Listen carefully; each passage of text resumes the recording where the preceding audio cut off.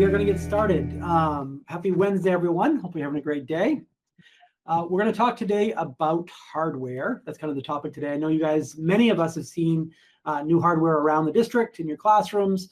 Some of us not yet in the elementary grades, but that is coming. And so we'll talk a little bit about that as well.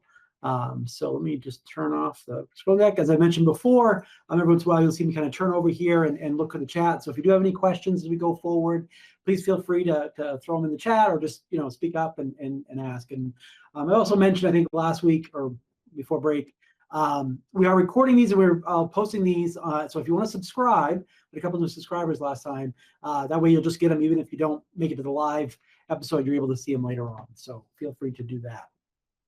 All right. So a quick screen share here.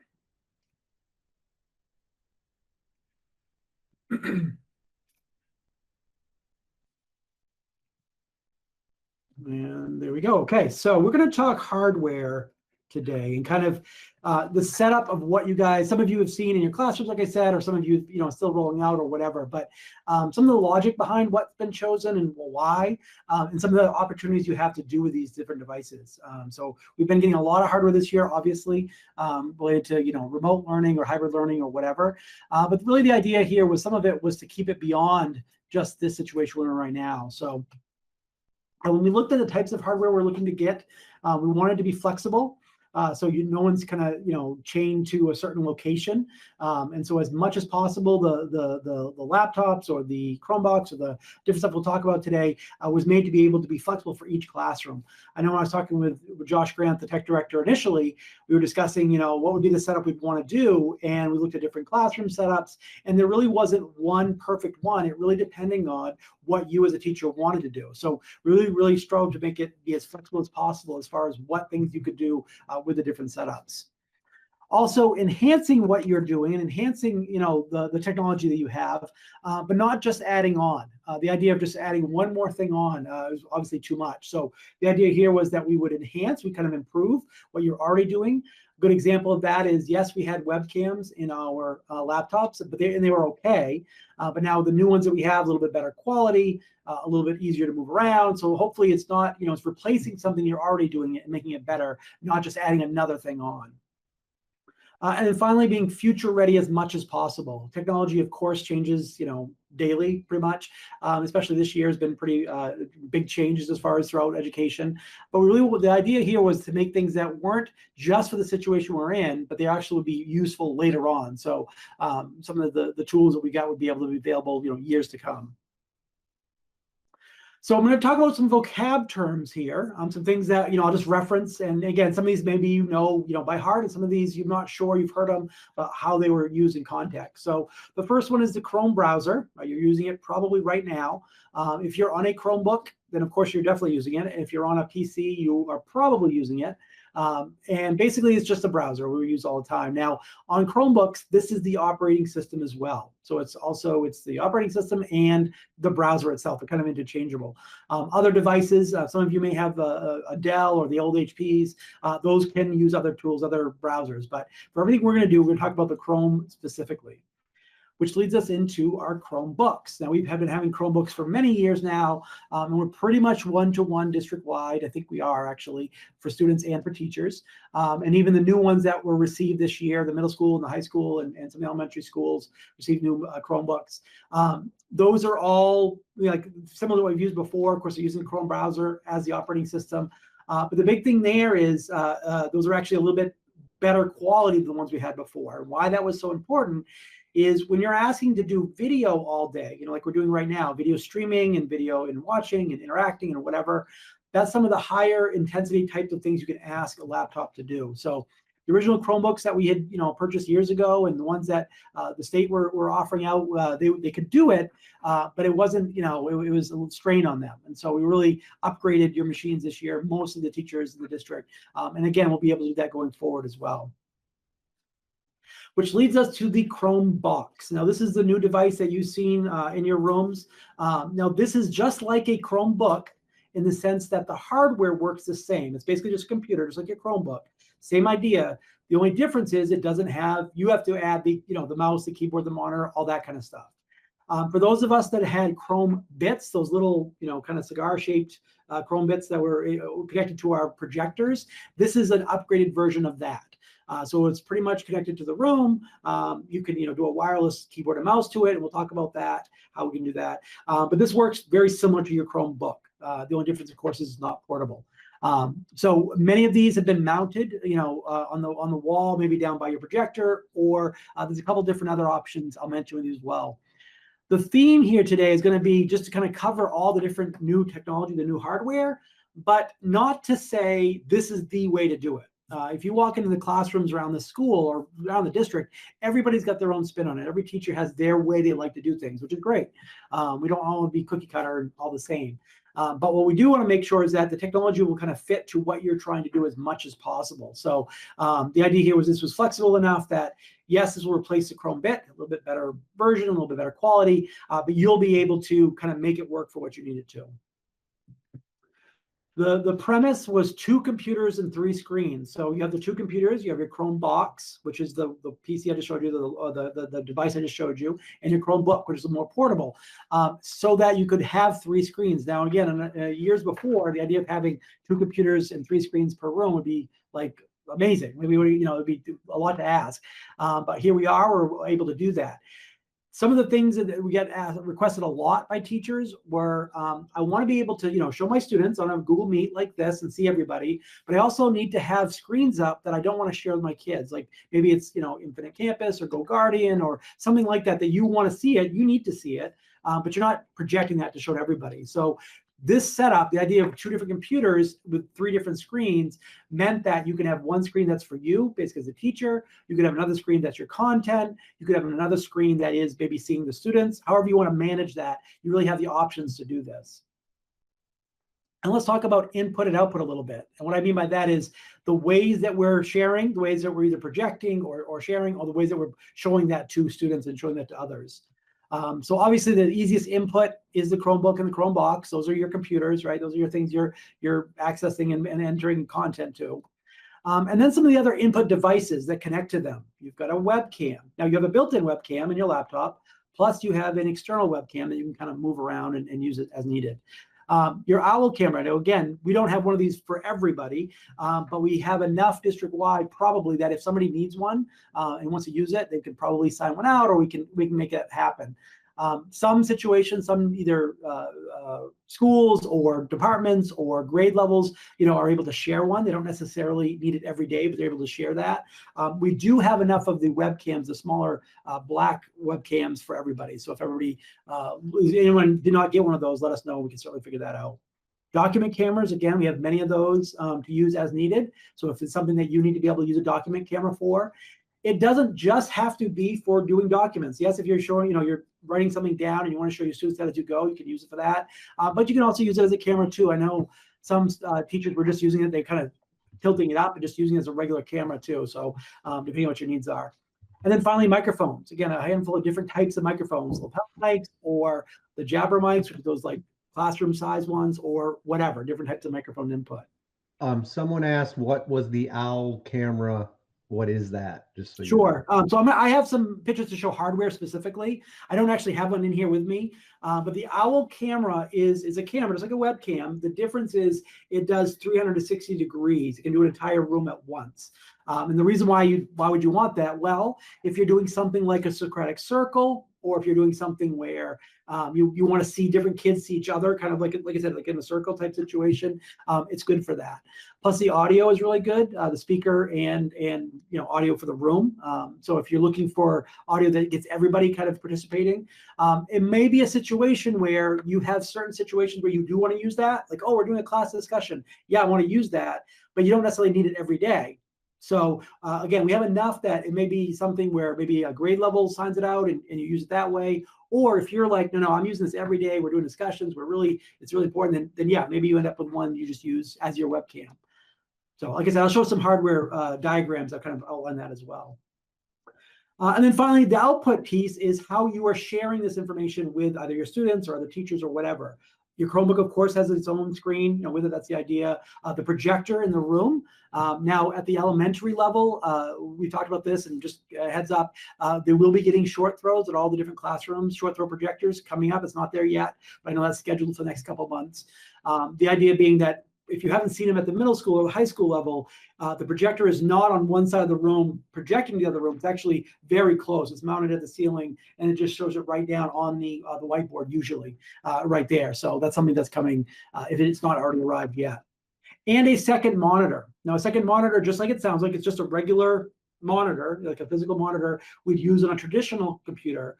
But the reason how this can work, again, it's up to you what makes most sense. You may want to set it right beside your Chromebook and use it as a second screen. So you can plug it right into the Chromebook and use it as almost an extended screen.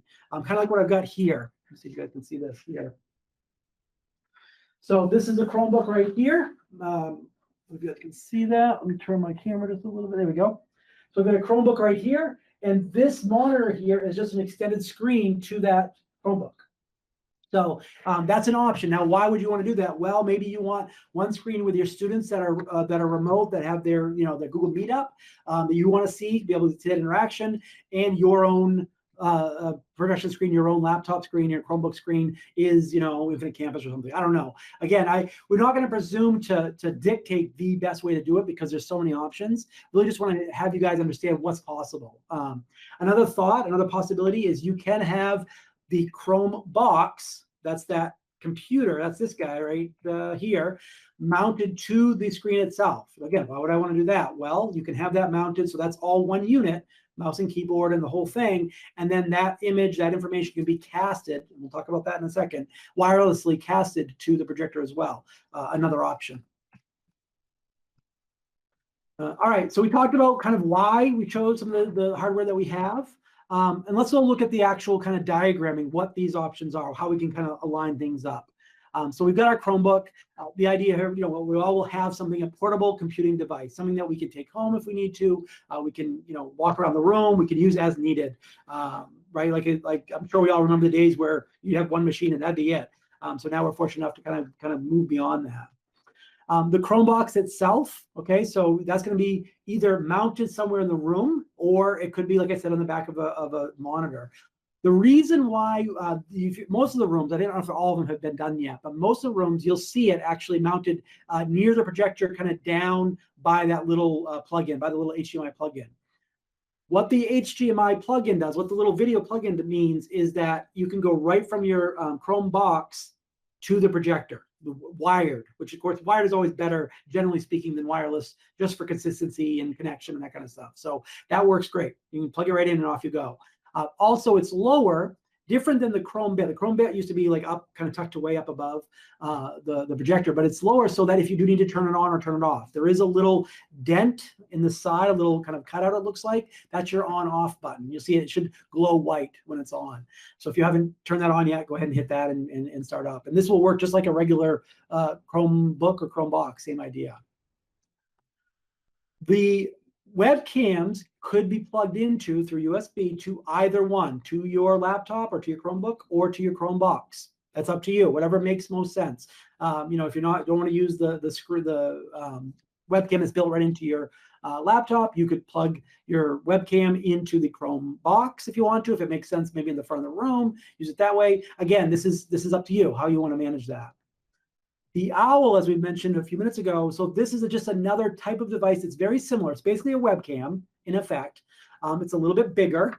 Okay, it's about yay big, and it's really more designed. You can use it whatever makes sense to you, but it's really more designed typically to put like in the middle of a room. Because it's going to see around the edges here. So again, if that makes sense to you, something that would work for what your situation is and what you're trying to do, use the Owl. It also plugs right in with USB. You could either go to your Chromebook or to your Chromebox. Either one will work fine. And you do need to have an app to install it the first time, and we can get you all set up with that on like a mobile device to get it all going. But once it's set up, you're pretty much good to go. And you can just use it as a regular webcam. The monitor, if you want an external monitor. Now, if you don't want one, I had one teacher ask me, like, I'm not sure I really want that. That's fine. We're not going to force this stuff on you. But if you do want an external monitor, it could plug into your Chromebook Chromebook, as an external monitor, kind of a sideways monitor beside it, or if that doesn't make sense, plug it into the Chromebox and use that. You can mount it that way. Or another option, again, we'll talk about casting a little bit. You could theoretically cast to that monitor. So if you wanted to have a wireless component that goes to that to show something. Again, every room we go into, it's a little bit different, so it depends on what your needs are. We've got our short throw projector up in the front of the board or front of the whiteboard. Again, this is probably most classrooms right now. How it's set up is that the Chromebox is plugged in through HDMI to the overhead projector. Now, I know audio has been weird. I know some people have issues, and we're trying to figure that out. And it's weird enough. It's unique enough that I think it's going to be a little bit of a case-by-case basis. It's not this. I haven't seen the same issue for everybody, but we are figuring that out as far as the audio. It works now, but then it goes to sleep, but then it comes back up again. All that kind of stuff. I know at the beginning of the year, last year, we had some issues with audio with the sound bars at the middle school level that I think has been addressed. So we'll figure it out, of course, but that's just one of the things that we're figuring out as we're going forward. And finally, the Chromecast is another piece of hardware. Again, this is optional. You don't have to use it if you don't want to, but you can. What it does, the little dongle, you see that little circle with a little HDMI port coming out of it, that plugs into something, anything that has HDMI. So that could plug into your projector. It could plug into your monitor, and you're casting to it. So you are sending, your screen, for example, let's say from your Chromebook to that, or from your Chromebox to that, again, depending on what your needs are. So let's say, for example, I wanted to have my monitor somewhere else in the room. It's not near my projector, and I want to be able to send something to it. I could use this tool to do that. The only stipulation or kind of weirdness about the Chromecast is that you have to select which room you're in to send it to. Now, here's the good and bad about that. If you want a Chromecast, Lucas asked, do we have a Chromecast? Yes, we have some Chromecasts. If you want to get one of those, let me know. Email back, and we can figure that out. Chromcasts are technically considered a consumer level device. What does that mean? It's really meant for a home. If I'm at home, I want to plug it into my TV. I want to, pull up a YouTube video and click a button, have it appear on the screen. That's kind of the idea. Now, there's other things it can do, but that's the rough idea of what it's for. So we're using it in obviously a non-home environment, which is perfectly fine. It works fine. The only issue is when you pull down which Chromecast you're sending to, you have to make sure you select your room. So it's also split up by middle school and high school. So M123 or H123, whatever your room is. If you did cast it to somebody else's room, it's not the end of the world. You just click stop and redo it again. Or if somebody else said, hey, somebody's casting something to my room, I can click stop and have that stop. It's not, like I said, a big deal that way. That said, it's going to inevitably happen. I think just because there's so many of them, we have a big building, we have lots of rooms. I'm sure people will cast accidentally, to other rooms just because it's going to happen. The good news is, or another piece of this, is students cannot cast to Chromecast. Now, there was, in years past, they had other schools. We used to have Chromecasts at the high school across the street. One of the concerns was there's no kind of like security in the sense of there's no like PIN code like there is in other devices sometimes, that you could just take your whatever you're watching on YouTube, whatever, and send it. They can't do this because they have to be on the same network. So only in the staff network. So the worst scenario is that another teacher in the school could cast their screen to yours. So not the end of the world. All right, I'll check the chat if you guys have questions about any of the hardware configurations. Like I said, we started by trying to do some configuration, like, oh, this is one possibility and another possibility, but it ended up being so many variations, so many possibilities that it's almost overwhelming. Don't feel that you have to use them all. Just because you have a piece of technology looking at you like, oh, I got to find an excuse to use this. That's not what we're looking for. We're looking for a natural fit, like, oh, this helps me. This saves me time. It makes my life better and hopefully my students' education better. So if there's something that we can do to do that, that's what we're after, really. There are instructional videos. Now, this slide deck right here that I have is going to be linked on the show notes. You guys will see that. And then right in here, these are actually provided by Daniel Young. Just here. There's a bunch of different instructional videos for kind of common things, and we'll keep adding to these. So if there's something that, this one right here, Chromecast tutorial. Let me just click on this one. So going through the step-by-step process of how do I take this video? I've got this video here. I want to show it to my screen. How do I do that? Click here, and so forth.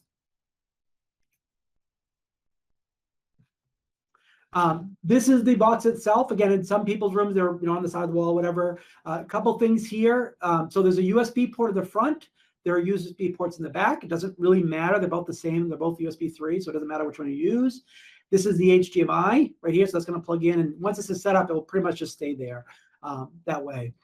The other question, you see the little kind of dongle there. This will also work if you had a wireless keyboard and mouse set up with your Chrome bit. This will work basically the same thing. You can plug that in, use your same wireless keyboard and mouse setup, with on your table or however you had that, and you can be able to use that just as easily. Here's the monitor, or an example of one. And this is, I just want to show you the back here. So there is a little mounting bracket here.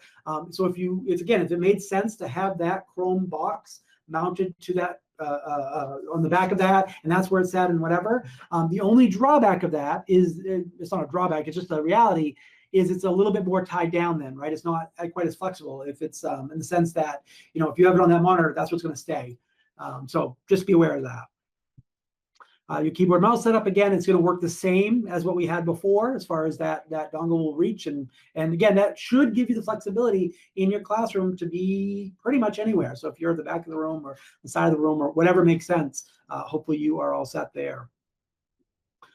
This is the webcam, as we mentioned. Everybody should have one of these. If you don't, please let me know. The big thing about these, again, the quality is good. You can use the audio off them, which is pretty good. And they're portable, so you can kind of move them around, and you can, tilt them if you need to, bend them, the top. So if you need to use kind of as a document camera, whatever makes sense in your situation. And I think that is it for that stuff. So a couple questions. Can we connect our monitor to the Chromebox at the same time as the projector? Okay, great question. So Isaac asked, basically, if I want to have the Chromebox connected to the projector, can I also plug in a monitor to that? The quickest way to do, the short answer is yes. And how I would do that in this situation is I would just put a Chromecast on it. And that way your monitor doesn't have to physically be right next to the Chromebox, because the Chromebox is up kind of at the front of the room, right next to the projector. So you could basically move that monitor anywhere in the room. So that's one quick way to do that. Crystal asked, wait, what? I'm not sure what it's, wait for what? I'm not sure. It's about the Chromecast, maybe? Sorry, can I use my voice instead of trying please, to do that? Two questions before I go to that one. The one that you just mentioned, if my Chromebox is next to where the second monitor is going to be, yep, can it be done without the Chromecast? Can it just be the plug-in then? No. So HDMI is way. I don't think, I have to double check, but I don't think there's any other outputs for video from the Chromebox. I'm pretty sure there isn't. Okay. I can double check that, but I'm pretty sure not. Okay, that's okay. My wait what was in regards to using the wireless keyboard and mouse that we've had from the beginning of the year. Yep. So do I have to do something to change it to make it still work? Or no, there's going to be a little, let me just show this little. I'm pretty good. Right here, there should be a little, the only I can think of is a dongle, a little USB piece. Yep. That was plugged into the Chrome bit. If you plug that into the Chromebox, you should be good to go. So that's already in the box right now. So I should be all set. You should be all set to go. Yeah. If it's not, let us know, but it should be. Awesome. Another question come up. So what is the benefit of having a monitor connected to the monitor projector? Would they show the same image? Great question. The answer is you can mirror them. You can also, you can do the settings. Let's say, for example, actually, again, I'll show you the setting I have kind of behind me here. So this Chromebook is plugged in HDMI to that monitor. They are two different things going on here. I actually can put my cursor back and forth. So it's almost like taking your monitor and making it really, really huge. You can set them next to each other. You can switch which side appears on it. So if you're like, oh, I actually have my monitor on this side, you can move it back and forth. It just gives you that bigger screen if you want. You could mirror them. I'm exactly the same. Or you could have it as a totally separate thing. And you can actually, I don't know if this will come through. I'll try to show this on here.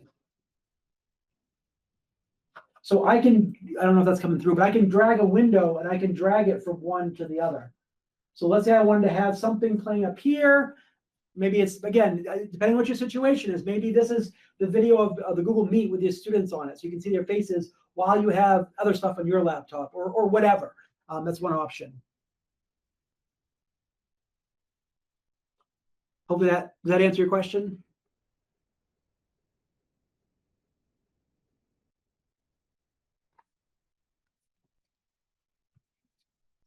All right, I'm going to keep going. Unless you guys have questions, please feel free to either speak up or throw them in the chat, whatever you need. Absolutely. So the other thing I was going to share today, I normally, as you guys know, we have students. And so I don't have students today, just coming back from break. We haven't had a chance to do that, but we will again. We'll have students do their piece, the little presentation piece. But I want to share a cool project. I'm just going to throw it in the chat here, that one of the students worked on. So we're doing, as you guys know, we've been working on the, Nokomis Story broadcasting. Hopefully, we're going to have basketball games, and hopefully we'll be able to stream them and do all the same stuff that we've been normally be able to do. And so one of the things as we're doing that is we've been creating graphics, those overlay graphics like lower thirds and logos, that kind of stuff for our videos like we normally do. Hey, up to shoot a foul shot is Alex Grant and blah blah blah, that kind of stuff, the stuff you put down the bottom. And you've all seen this on sports or concerts or pretty much anything on TV. And so one of the students as part of the project of that developed, this is Cheyenne Martin, and she wants to get into graphic design anyway, so it's kind of a good project for her. But she developed the color palette, the kind of official Nokomis Regional High color palette, so that basically when we say burgundy, we all mean the same thing. Right now, if I ask you guys all to find me a burgundy, colored item, if you look on usually those charts there that come up, if I click on something like this here, and I'll do a custom one, these type of things, we all kind of like, oh, that one looks like burgundy, or some people more red or more whatever. So we really want to have a consensus that we're all going to agree on the same one. So this color palette here will give you what we're going to use for. There's burgundy, white, and black is obvious, even dark gray, light gray. I know we officially don't have gold as far as a color, but maybe as an accent if you're looking for that. Again, that may or may not be important to you, but this will just be available. I think this is kind of a cool project that I wanted to share, and I just threw that in the chat. So if anybody wants to use these colors, they can. We also have the logos. So if you need to use, maybe it's the crest or the Nokomis Warrior logo for something to have, you can take these and you can download them, and then you'll have them to use, if you need them for some reason. Which also leads me to the final thing and then we're almost wrapping up here and hitting 1:30. Just want to share here.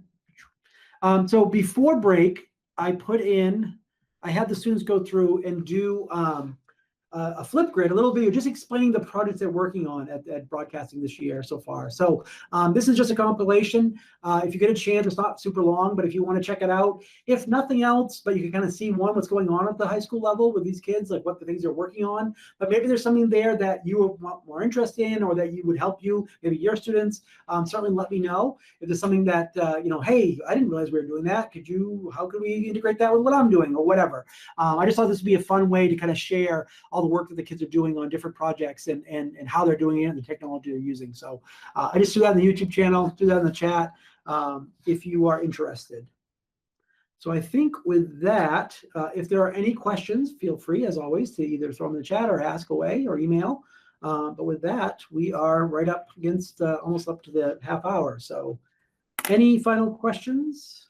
Yes, please, Crystal. I have a question about classroom notifications. Yeah. And what I mean by that, I must have done something in settings, but sometimes I get these notifications on my phone, and where it's come up recently, so I guess maybe it could be a two-part question, but as I posted this video, thinking I was doing really cool of posting like the answer video, so that they didn't understand the question, they could watch the video. Yeah. So what I found out, one, is the kids keep requesting to see it. So obviously I've done something that they're not able to see it when they actually click on it.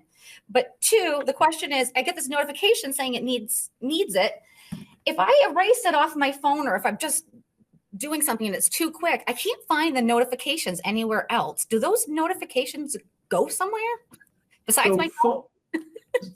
So phone notifications, because they have their own settings basically, right? So you can turn those on or off, and it's probably by either email or by Google Drive. I don't know, I'd have to see your phone, but how you have it set up as far as being notified, hey, somebody just requested access. On your laptop perspective, you have notifications there as well, or you can, and again, you can turn those off. So for example, if I had a notification pop up like, oh, I don't want to see these anymore, I don't care, or I don't want to, every time somebody requests to view this, I don't want to see this, you can click on it and you can say, don't show me this again. So again, and that would be through the phone or computer? You could do both. You can do either one. Yeah, you could have one but not the other. Like that's an individual device setting. Okay. And that maybe sounds like. Yeah, that might be something maybe I could work with you more without Sure. bothering everybody else. Well, for the video, it's a great question because I had this actually came up today. If you want to share video, now a couple things. First of all, I had a teacher record a video, and in video, when you're done, you need to make sure that you export it because the video link it creates that only works in video. That means that I would have to have video access to be able to see it and do things with it. So one of the options there, you can share it out and export it as a regular video, which goes into your Google Drive. Cool. Well, if I want to make sure I'm sharing my Google Drive videos and it's shareable and everybody can see it and whatever, the first thing, I can go right in here, I go to my Google Drive. If you click on this little down arrow up at the top, a down triangle, I can search for just videos. If I click right here for the videos, this will show me all my videos. Just kind of see how these work. Okay, cool. So here's some of the videos. These good ones. Okay, if I want to share, let's do oh, here's the one. Okay, I'm going to share. This is the one that came up earlier today. This is from Mr. Clark. You won't be able to see this, but he's doing a reading for one of the picture books for the younger kids. I just thought it was so cool with the helmet, the whole thing. So, all right, I want to make sure that this video is able to be seen by students, right? So that they're not going to say, well, I can't see it. Videos in here in Google Drive work just basically like the sharing works just like Google Docs. So they have to share it with them. If I click up here on the upper right, these little 3 dots, I'm going to click share right here. Okay, so right now where it says get link right here, anyone on the internet. So I purposely came in here and changed this to say anyone with the link can get to this video and can see it. So I can copy the link here, and that's the one I would give my students. If it's set, by default, it's going to be restricted. And what restricted means that only you can see it, or only you and one other person that you share it with. So you need to come in here, click share, change that to open, and then copy that link, and that should do it. So the sharing is only done through the Google Drive part, not from the link that I used. Correct. Yep. Oh, okay. Yeah, and it depends. Obviously, it depends too on what you created in. Like if you create it in Screencastify, it might allow you to do that as you're doing it. Some things will, some things won't. Okay. I know in WeVideo specifically, you have to export it or render it first into Google Drive and then share it from there. Okay. Thank you. Yeah, absolutely. All right, great question. That just came up today. All right, with that, I think I'm going to call it. Thank you all very much. We will see you next Wednesday, same bat time, same bat channel. I will work really hard to have students next week and kind of picking up and talking about the projects they're working on and how to do cool things. Like I said, right now they're doing a lot of graphic design, which is fun because they're creating the logos for the broadcasting program. So maybe I'll have somebody cover that. If you have any questions, absolutely reach out and email us as always. Thank you guys. Have a great week.